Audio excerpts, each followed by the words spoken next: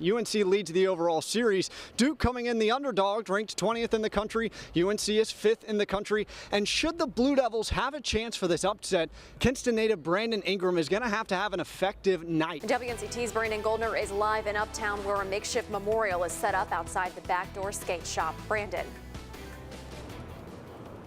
Maria, this message on Backdoor Skate Shop really says a lot about Dave Mirra, talking about how he was a famous person, but he was so friendly and approachable. WNCT's Zora Stevenson has more on how things evolved. Zora.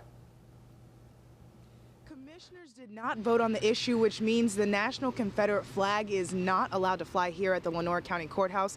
However, that doesn't mean sparks didn't fly. WNCT's Brandon Goldner is live at one of the intersections where the group suggested improvements. Brandon.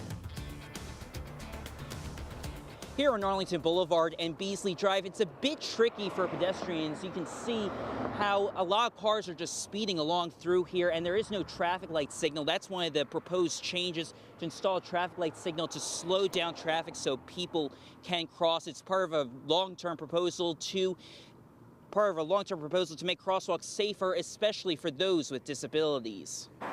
God must have wanted me to have this big head, because I am wearing an awful lot of caps. One of Jamie Yonker's caps is embroidered with his role as an advocate for people with disabilities. He says one issue affecting people with and without disabilities is the need for better crosswalks in the medical district. Unless something gets done to correct the issue, I'm afraid somebody's going to get seriously hurt. Like he almost did. Jamie's been hit by cars 3 times. I first spoke to Jamie last September when he told his story before Greenville City Council and pushed for safer crosswalks.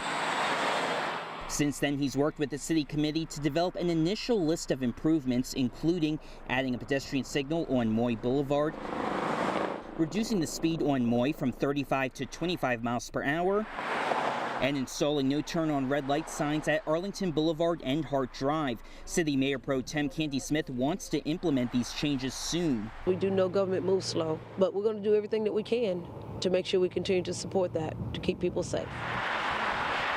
These safety changes will only work if people follow them. We spent a half hour along Stantonsburg Road across from Vidant Medical Center and watched people cross in the middle of the road. I told Jamie what we saw, and he says it's a serious risk. I just hope that they don't find themselves in a situation where they get hurt.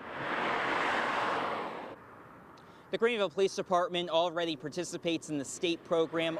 Yeah, after several years of complaints, deputies were finally able to put Wade behind bars, leaving neighbors and those who knew him in disbelief. I mean, I didn't know what was going on. I just know it was a bunch of cars up here. When Judy Mazzell came home last night, all she saw was dozens of unmarked police cars at Thomas Wade's apartment. Wade was charged with leading a prostitution ring covering most of eastern North Carolina and promoting more than 30 different females. Mazzell and other neighbors can't believe it. I'm just shocked.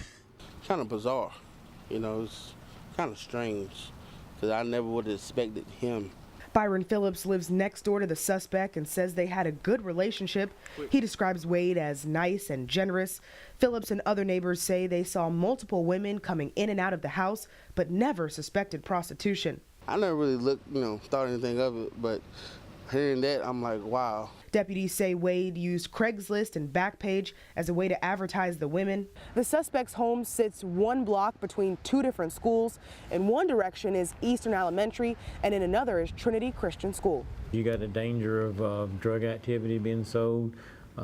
If he is providing drugs for them, or he's selling drugs or using them drug himself, the violence that comes behind that. Sheriff Elk says Wade told deputies he took the women in to help them get back on their feet. He was trying to rescue people that were in need, and a lot of them were rehabilitating drug addicts, and in his mind he was serving his community. Sheriff Elk says the investigation is ongoing, but there's potential for the case to change drastically. We're looking at that possibility of the participants, the ladies being under age of 18, and that would fall under the realm of human trafficking.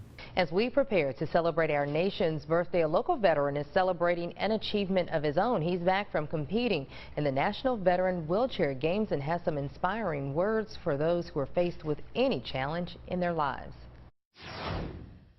You know, I have a theory on life. It's kind of like playing, you know, like the sport of golf.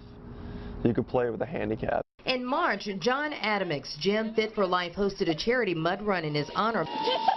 Back then, he told WNCT he was planning to compete in the 2015 National Veteran Wheelchair Games. When we talked back in March, you know, I was pushing really hard and I was training really hard and I continued through. And when I got to Dallas, it showed. The Army veteran served for 6 years, but 4 months after retiring, tragedy struck. He lost the use of his legs in a motorcycle accident.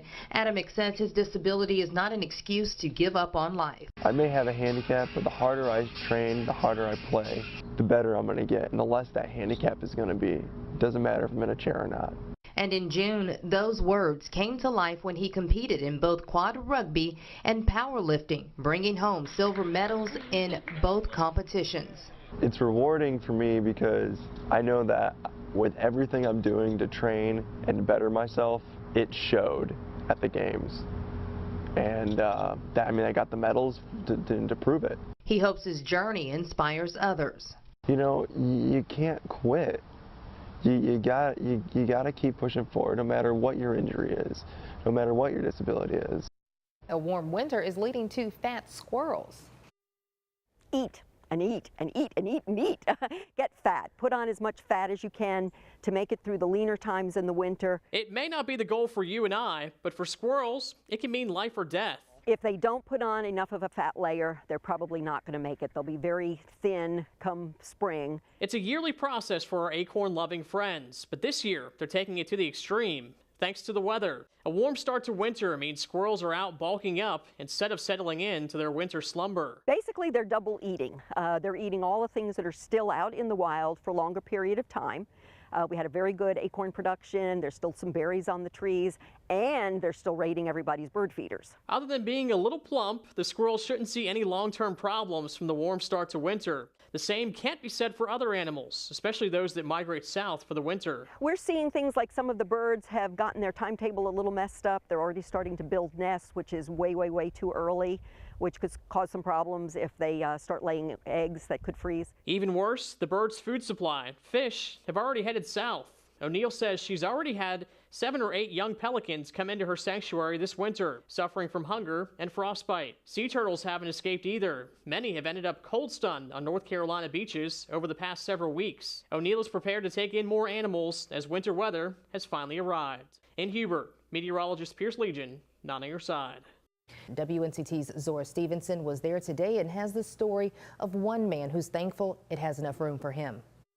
Empty bunks mean more space for people who need it, and thanks to an expansion, the Community Crossroads Center hasn't turned anyone away during this streak of cold weather, and it doesn't plan to either. We just do the best we can do. Like so many others, Nathan Glickman is just trying to stay warm during this cold weather. The only difference is he lives here at the homeless shelter in Greenville. The lights go out at 10 o'clock. Everybody quiets down. Glickman says he doesn't know where he would go if there wasn't a spot for him here.